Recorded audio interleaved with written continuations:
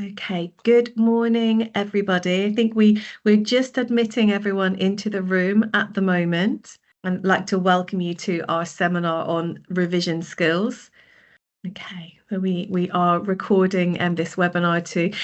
Well, welcome to our seminar on revision skills from a really sunny Brighton. Our students are in the final weeks of preparing for their examinations if they are in our older year groups, but our younger students are also preparing for end of term examinations. And one of the key messages that we give our students at OEC Brighton is it's really important to be strategic with your time, with how you choose to spend it. And it's really important to begin to learn how to revise, even from year 9. So some of the messages that I'm going to deliver today are messages that we remind our students of quite regularly, both in the classroom, but also in tutor time with their strategy tutors and in assembly time. And hopefully this will help you as parents to also support your child in making good choices about how to use their time and how to learn about how they revise best over the coming weeks so that they can further refine their techniques in the months and the years to come. Joining me today is Kirsten. Kirsten Dickers is our head of sixth form, and she's also going to talk a little bit about the transition into university study and actually how you can learn how to revise and to work through the GCSEs and the A-level years to prepare yourself to be that independent learner at university. And at the very end of the session, we will take some questions as well. So do feel free to add those to the chat bar, and then we will answer those questions at the end of the session. So first of all, let's talk about what to do after the assessment. Now you might think, well, that's a little bit strange.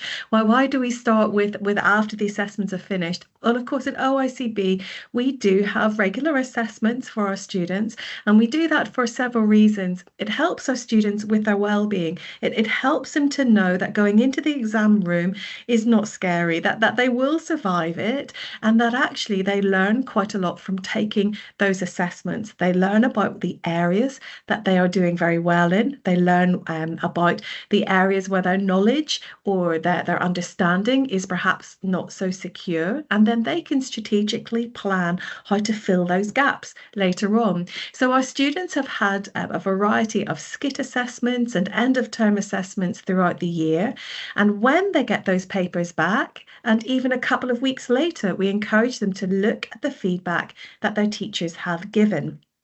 Look at where they've done things that gone well, so that they can repeat these in examinations and in tests ahead, making a note of where they haven't done so well. And for example, for our year groups who are heading into examinations in May and in April, that should be the focus of their Easter holidays. They should be seeking to review, to revise, to correct, and to build their understanding in those areas and those topics where they're not as confident. We always encourage them to discuss revision plans with their strategy tutor, and for our exam year groups in particular, that will be a focus of one-to-one conversations. We encourage them to use active revision techniques, which I'm going to share some of today, so that you can also encourage your child to be using those. And then we also remind them of some of the tips in order to balance their time. Often we talk about the rule of 3. So we say 8 hours sleep is always recommended for young people. 8 hours of study is recommended, particularly for the older year groups. That, of course, will be a little bit less for a year 9 student. And then that leaves them with 8 hours of free choice, spending time with friends and family, reading a book that they enjoy, watching a film, perhaps some gaming. All of those aspects are really good and should be included within the day as part of their program of study as well. So that rule of 8 really helps our students, particularly our older students, to know how to balance their time. So I'm going to talk you through some of the revision tips that we have given to our students specifically. We have had a group called Elevate come and speak to our students in years 10 to year 13. So our year 10s, some of our year 11s and year 13s, they had these sessions at the very end of February, and our 1-year GCSE students and our year 12 students had their session on the 6th of March, just after they had completed their midterm assessments in the spring term. These sessions were focusing on 3 particular areas, giving students some tips on how to effectively work. So the Elevate session talked through the different types of preparation they can do for examinations. They talked them through which were most effective, and many of the messages which I'll share today. We also covered with them how to fix mistakes after assessments, so that when they're doing practice papers or mock exams, they're learning from the areas that they haven't performed so well in.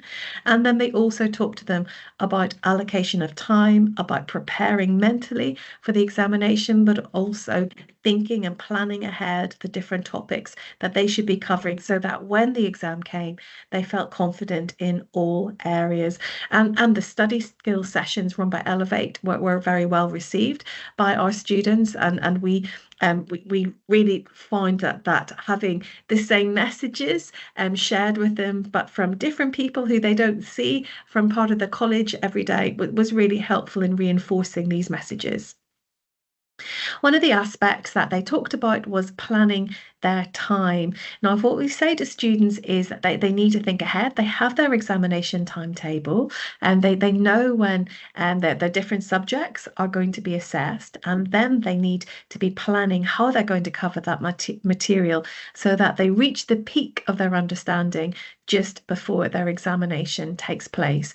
So that includes making a list of all the activities or the topics that are needed, making sure that they have their exam dates within a timetable, building in other aspects. So, for example, travel over the Easter holidays, time that they're going to spend with family. If they have birthday celebrations coming up, that all needs to be added to a timetable as well. And then they need to divide the rest of their time amongst their subjects. But of course, it's not just having a plan, which is important. It's then making sure that that plan has got some flexibility, which means that students can deal with things that are slightly unexpected, or be able to add in additional revision time for perhaps that mathematics or that geography topic, which they then find a little bit more difficult to revise when they came to it. So having some flexibility is really important, and then getting down to that plan and actually actioning it and completing it. We know that students often spend a long time making a perfect, beautiful plan which looks fantastic and goes up on their wall, and then they don't follow it. So the planning is very important, but of course, using that planning alongside being flexible is also quite key to making sure that they feel in control. You also will see that space really matters to our students as well. So on the left-hand side, and we've got a diagram which shows a tidy workspace. On the right-hand side, we can see what can often be a typical teenager's desk, where there's not the space to be able to study effectively. And the boarding teams in particular have been working with our students over the last couple of weeks to ensure that they have a good, tidy space, so that their mind is not distracted by what is on the table in front of them, and they can therefore concentrate on having their study time. We also encourage them to find their own method. Our students all learn in different ways. They all have different strengths. Some are very visual learners. Some learn best through repeating knowledge. Some learn best through having past paper questions where they're testing themselves. We do, though, encourage students to have a mixture of revision techniques, that they're not just saying, I only find past paper questions useful, but actually they are exploring different memorization techniques, so that when they come to use their past papers for revision, it becomes more effective because it's based on knowledge. So to talk you through a couple of these, first of all, we'll look at note making. Now, often our students are very tempted to have beautiful notes or to have very comprehensive notes before they start to learn them. But what we encourage students to realize is actually the brain needs to be able to constantly go back over information, to review it, to check it. And actually, your notes need to be something that are continuously annotated and added to. So, for example, the use of color is very important. Most of our students are using devices and they have mind mapping tools, for example, which they use, and they use lots of color on their notes. It's particularly important to be engaging through handwriting and using their stylus pen in order to build their notes as well.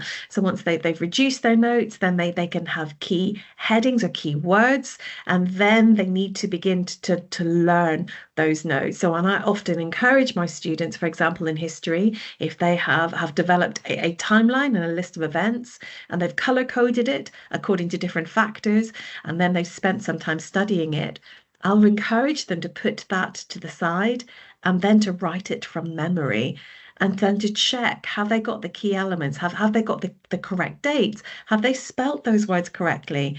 Have they written the right amount of key information about why that event is important or what that event led to later on? Because by covering the notes and writing from memory and then checking, that helps the brain to be embedding that knowledge into their longer term memory, which is more important than having a beautiful set of notes which just get read. The brain needs to be working quite actively. This slide highlighted shows some of the passive revision techniques. Now, we surveyed our students about their independent learning techniques and what they liked to do best. And actually, many of them reported quite highly that they enjoy doing passive activities. And that's why we brought in Elevate to help them to see about how to be learning actively. So some of our students believe that reading through their notes is what works for them well, or typing them out, highlighting key information, and watching videos. And yes, all of those are good ways to be able to learn the information, but it is passive. And you can spend a long time reading your notes, but your brain might not have absorbed the information and it might not be able to apply it. So we encourage them to be active in their revision, to use rhymes or short mnemonics to help them to remember key facts, mind maps, summarizing the content, perhaps on a sticky note, completing past paper tests, talking about the content with somebody else and teaching them, flashcards, practice questions, and even forming a study group. Though, of course, with the latter, we encourage them to be independently learning as well as having a study group too, because sometimes study groups are not wholly effective in enabling students to be learning the material for themselves. And we do remind them that those passive activities can be made active. For example, they can read through their notes and then use those notes to create quiz cards. And then they can test themselves on the quiz cards. So by having a mixture of activities, of learning activities, a mixture of activities where they are beginning to explore what works for them very well, that helps the brain to be continuously moving this information from short-term memory, from what they've read, into their deeper long-term memory, which will then serve them much better when they need to apply this knowledge later on in the examination. Some of our students enjoy memory journeys, so they turn the information into a bit of a story. They create these themselves on their devices. Sometimes students record themselves talking through their notes and then they listen to themselves later on. So memory journeys do help some of our students to navigate through, particularly subjects, for example, where they have a narrative or where they have a stepped or a staged process. A memory journey can very much help those students either visually or orally if they have recorded their voice talking themselves through the stages. And then, of course, past papers are very important. But as I mentioned before, sometimes our students forget to do the memorization of the knowledge before they do their past papers. And then sometimes students forget that once they do their past papers, they have to check whether or not that information was accurately recorded against the mark schemes. So past papers are very time consuming. They are an excellent way of preparing for the examination, but there are some tips that they need to follow in order to use past papers effectively. And it's always the last thing that they should be doing after they have learned the material. and then they need to revise it, and then they need to mark it. So here are the phases. First of all, work through a past paper with a mark scheme where you notice that you haven't understood the material without checking the mark scheme a little bit more carefully. That is where you need to stop and revise the material, and then go back through the past paper with revision notes. And then the next stage is to go back through a past paper without any support, but not timing it, and then work through a past paper under exam conditions. The other thing we remind students is you can repeat the same past paper several times, because that way you're embedding a familiarization both with the mark scheme, but also you are seeking to improve each time your own answers. So those 4 phases, those 4 steps, are really beneficial for our students at the very last stages of their revision once they have learned the material. We also talk to them a lot about making the most of their free time. In fact, this week is Wellbeing Week in college, and we've encouraged our students to be deciding what that week looked like. So, for example, we've got some lovely food that they have selected, some treats. Today, we've got some bubble tea, which I know students are very excited about. Today, also, they are twinning with a friend, and they're wearing similar clothes. Tomorrow, some of the teachers will be dressed as students, and some of the students will be dressed as their teachers. And actually, this helps our students to be thinking about something else other than their work. And that's really important for giving the brain a break and helping the brain to consolidate the material that they have been studying very hard. We encourage our students to have books that they're reading for pleasure. Some students, that's fiction. For other students, that is a factual book. That doesn't matter, but having the brain think about something different is important.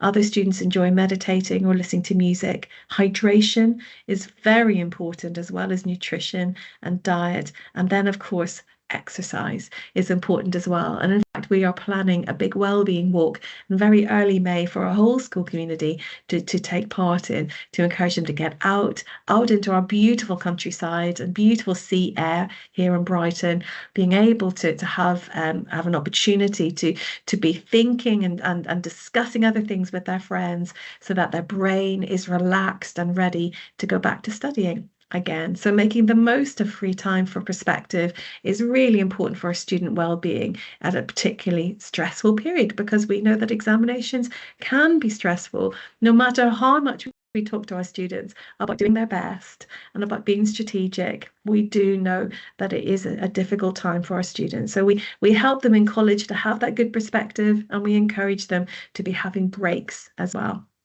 I've got some websites for more information. We'll make sure that is shared after this session, so that you can have a look at some other revision techniques which students might find helpful. Okay, at this point, I'm going to hand over to Kirsten, and she's going to talk a little bit about the thinking beyond GCSEs and A-levels, but because, of course, we want to prepare our students for their futures as well. So, Kirsten, I'll hand over to you at this stage.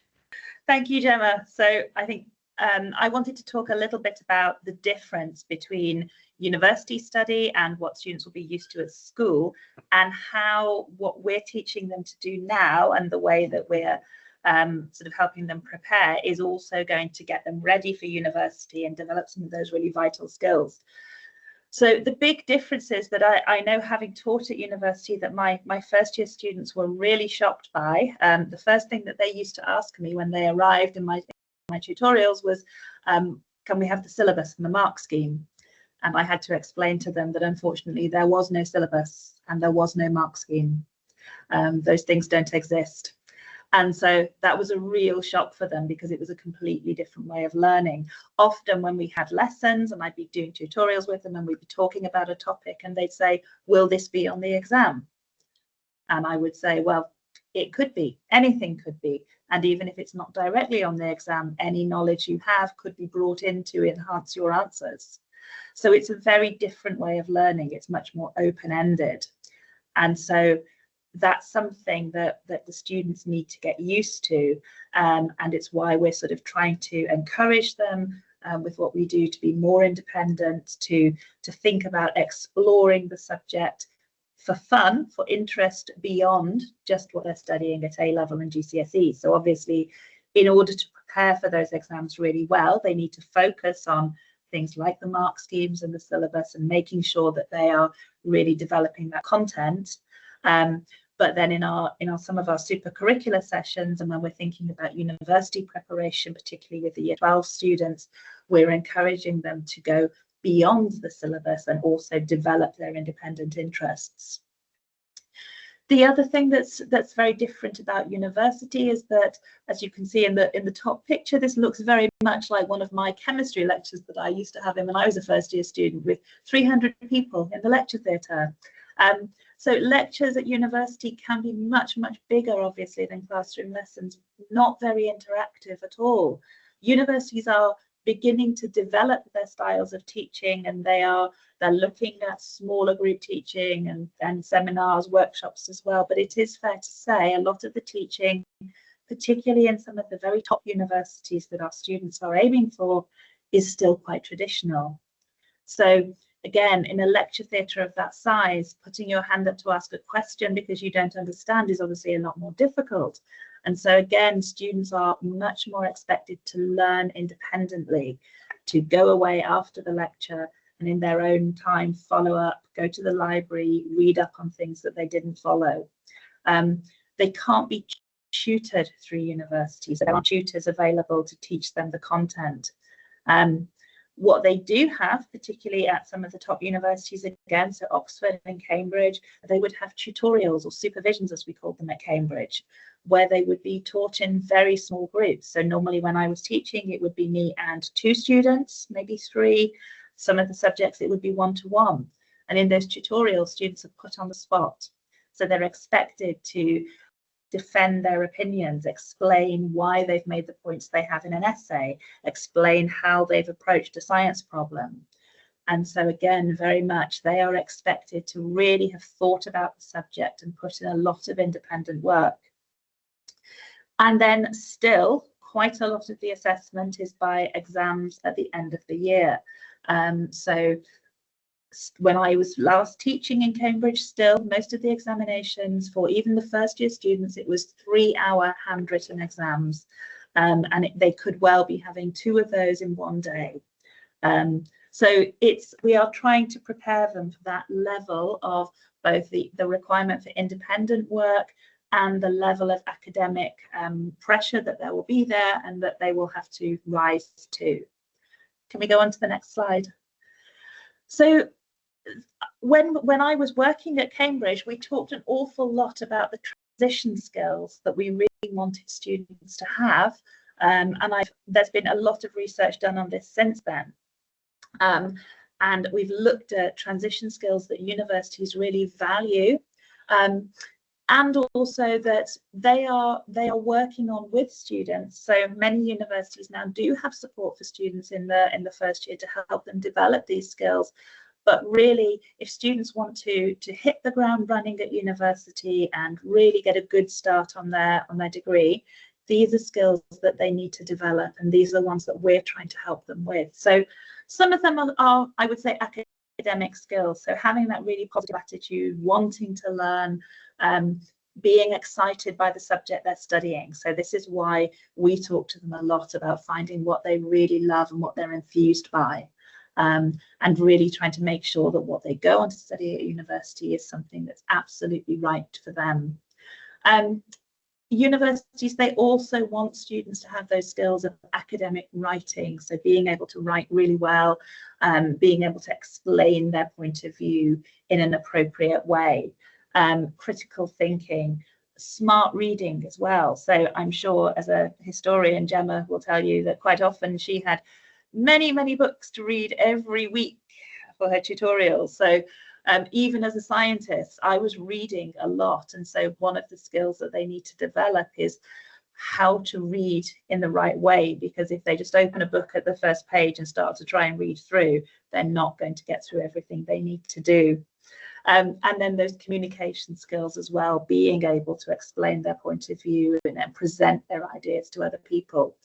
And these are all things that they are going to be gaining in our lessons, but also one of the reasons that we encourage our students to do the project qualifications is because these are all skills that we're teaching them in the project qualification. So we've been looking at things like smart reading with students and academic writing. Okay, let's go on to the next slide. So the other thing that universities really value are these soft skills. And these are things that I think we're really working on developing with our students. And again, partly this happens through our lessons. It also happens very much in the one-to-one conversations that students have with their strategy tutors. And one thing that the sixth form strategy tutors are using is a really good book called The A-Level Mindset, which has lots of activities for helping students develop some of these skills. So some of them, it's looking at their attitude to learning. It helps them. There are exercises to help them think about how they're focusing their efforts, the systems they have in place for revision and for managing their time and learning. So these are all skills that we're working on with the students. And there's a similar book that I know their GCSE tutors are using as well. So one of the ones that's key and that we're really working on with our students is resilience, and that ability to deal with setbacks and about reframing things that maybe didn't go the way they planned. So whether that's maybe a skit result that isn't as high as they want, again, we're working very much on how they deal with that and how they can approach it and learn from it. And that's something that universities really value in students. The perseverance as well, the willingness to keep trying and to think about what's going well, what's not going well, and to keep going through and pressing on with things. The ability to reflect on themselves critically as well. So to think about and to be very sort of honest with themselves about, are they studying hard enough? Are they putting enough hours in? Is the work that they're doing and the way that they're studying, is that actually having the effect they want? So that's something that we work with on this, work with the students on. So to think about analysing, I guess, their approach to learning and being able to be very honest and say, okay, this is maybe not working for me, so I need to try something else. And sort of tied in with that self-efficacy. So having the belief that they will be able to achieve, but we're working on that self-efficacy in quite a strategic way. So not just a kind of sticking their head in the sand and thinking, oh, everything will be okay, but actually getting them to think about, this is what I want to achieve, and here are the steps that we're going to take to help you achieve that. And it's very much a two-way process. So we give ownership to the students. So we will let them think about what is appropriate. They need to put the work in, but we also provide a lot of support and help and guide them through that, so they're able to achieve what they want. And then managing their expectations as well. So knowing that if they want to achieve really highly, then that requires work from them. And then finally, the other thing that universities really value is that ability to manage their time well. And again, this is something that we've been working on with students, particularly through some of our initiatives like Super Study. So some of the students have Super Study sessions in their timetable in the day where we have a supervised space for quiet learning. And part of that, the reason for that is to help them manage their time so that they can get more of their work completed during the day. And therefore, as Gemma said, they can then use more of their evening for socializing and relaxation, so that they're not working really late into the night, so that we're managing their relaxation time and their sleep as well. So these are all skills that universities are really going to value and are going to help students thrive there. One thing I wanted to mention as well is how this ties in with some of the research that some of our staff are doing on metacognition and that they're bringing into lessons as well. So that ability to think about how students think and learn is really valuable. Okay, I think on to the next slide. This is just something I wanted to mention because again, I think this is something that's quite different at university. So all universities these days have a lot of support available for students. They have learning resource centres. As I said, many of them have some form of transition skills support available when students arrive. They have university counselling centres, medical centres, resource centres for students with additional learning needs. I think the big difference between school and university, what I certainly observed myself when I was working there, is that the support at university is there and it's signposted, but students need to know to ask for it. Unlike at school, where there are a lot of teachers who might say to a student, let me bring you and see this person. Why don't you go and talk to my colleague? I think they'll be really helpful for you. There is much more of the onus on university students as adults to seek out that support if they need it. And so again, they really do need to be self-aware and they need to understand how they learn. And that's something that we're really trying to instill in them. So with the guidance, with the assessments and the study skills training, we want to make sure that they have those skills that they need so that they're going to go to university and thrive, do really well and come out with a really good degree. Okay, I think that is everything. So thank you, Kirsten. Okay, I'll hand back to you and Jaya for any Thank questions. You. Yes, I'll just stop sharing our screen for the moment. And if you do have any questions at all, please do pop that into the chat bar, and then we can answer those. We do know that revision is something that, of course, is very personal to all our students, and sometimes they find techniques that are really successful, and then at other points they realize that their revision hasn't been so successful, and that's why your role as parents is really important as well. Help them to reflect on the bits that have gone well, help them to be able to reflect on the aspects that perhaps haven't gone so well, and then that helps them build both their resilience, but also helps them try something different next time. What we'll also do after this session is make sure that these slides get shared around as well, so that you're able to refer back to them later on. We'll just give a little bit more time, more opportunity to ask some questions if that is of interest. Perhaps, Kirsten, whilst we're waiting, can you share some of the techniques that you find most useful whenever you were revising for examinations? Oh my goodness. Oh, that feels like a long time ago now. So I think I'm slightly lucky in that I have a semi-photographic memory, which always helps.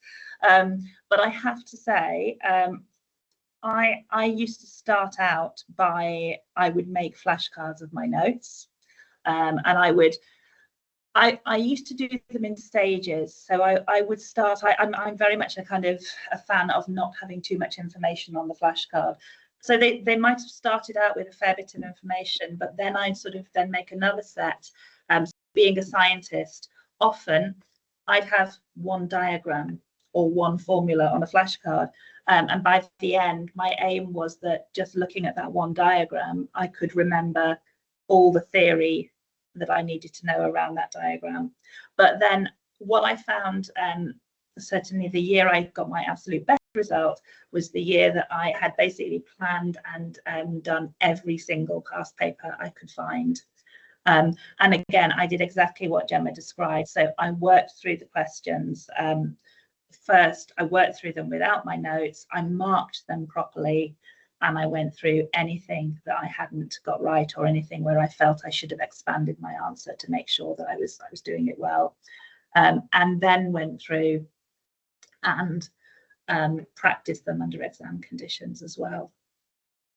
That's great, thank you. Okay, well, if there are any questions at all that you'd be interested in asking, do of course contact us via email, and then we will get back to you. Or if it's specific to your child, we might ask head of year or a strategy tutor to get back to you with the response to your question. We'll share these slides, but thank you for joining us today, and do be in touch, of course, if there is anything else that you would find helpful as you support your child's study. Okay, goodbye.